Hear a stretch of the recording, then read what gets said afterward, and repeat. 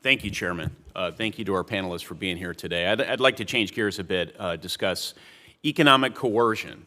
As I know our panelists understand, China has effectively weaponized the economic interdependence that the world economy has on their workshop of the world, as we colloquially have been calling it.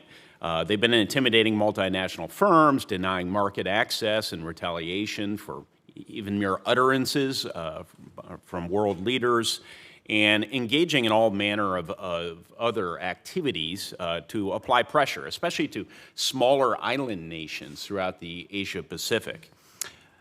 The obvious goal here is to intimidate these various countries and to give them a choice. Either they can accommodate the desires of the Chinese Communist Party, they can facilitate their ability to realize geopolitical ends through this economic interdependence, or these nations can take a chance on a free and open order, on democracy, on the United States and our partners and allies. China's not the only offender, not the only country to try and weaponize economic interdependence. We saw Russia do this in the lead up to the invasion of Ukraine last year with weaponization of the oil and gas dependency of Europe.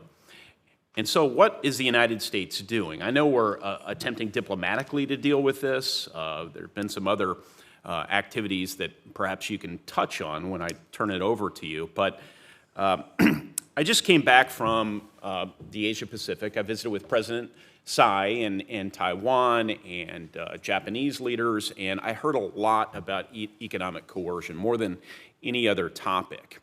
Taiwan's been on the receiving end of this, as has Japan, but Japan has been formalizing a policy to counter economic coercion, and they want the United States to act. And to that end, I've introduced bipartisan legislation with Senator Coons, and the aim is to allow the United States to quickly appropriate tangible assistance, give it to those who are on the receiving end of this coercion, provide other tangible benefits to partners and allies who've been victimized by malign behavior. Specifically, we propose providing the President of the United States, this one and future presidents, with a range of tools and authorities that include boosting trade with an affected ally or partner, requesting Congress provide aid, loan guarantees, or export financing, and temporarily adjusting duties on select U.S. imports to make up for an affected country's lost exports or to disadvantage an adversary's imports in our market. Now, crucially, we also call for coordination of all these activities with our economic partners and allies. The G7 meeting will be held in Japan, in Hiroshima, in May. This will be item number 1 on the agenda, and I commend Prime Minister Kishida for making this a priority. My sense is the administration is on board with this approach, and I'm complimented by that, and we're going to have more of my colleagues joining this effort as well.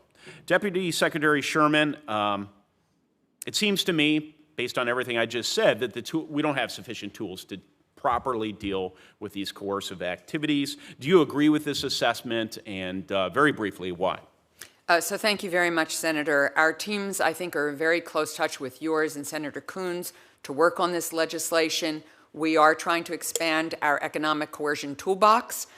We've learned a lot because of Lithuania, Australia, and others. Yes. And as you point out in the Russia-Ukraine situation as well, we agree with you that Prime Minister Kishida making this a top priority for his G7 presidency is critical. We've done tabletop exercises on this. We think this is a critical area. We've managed to support Lithuania and other countries that have faced this and learned a lot in the process. So thank you for your efforts, and we look forward to continuing to work closely with you on this. Great. I heard everything I needed, sufficient for this briefing, so I'm going to move on very briefly to a chips and science implementation question. Beijing's been stealing our stuff, our intellectual property, for a lot of years now. We don't want them to steal this stuff, this cutting-edge, national security-oriented research funded through CHIPS and Science. CHIPS and Science Act appropriates $500 million to the Department of State, in part to support international IT security to protect this intellectual property. Could you very briefly indicate what the consequences are of the lack of IT security and how the PRC is exploiting our current system? And then, to the extent you've already implemented some of the CHIPS and Science provisions, give us a summary, please. Thank you. Thank you very much for the ITSE Fund, which is Promote, Protect, and ICT provision at the State Department in support of the foreign diplomacy in concert with the Commerce Department, which has the enormous lion's share of this funds. We have notified up to the Hill some of the projects and lines of effort. We're creating baselines this year leading up to making significant progress in the 5-year horizon that you all laid out in the provision of this fund. Look forward to discussing details with you in a private setting. My office will follow up. Thank you, Chairman. Thank you. Senator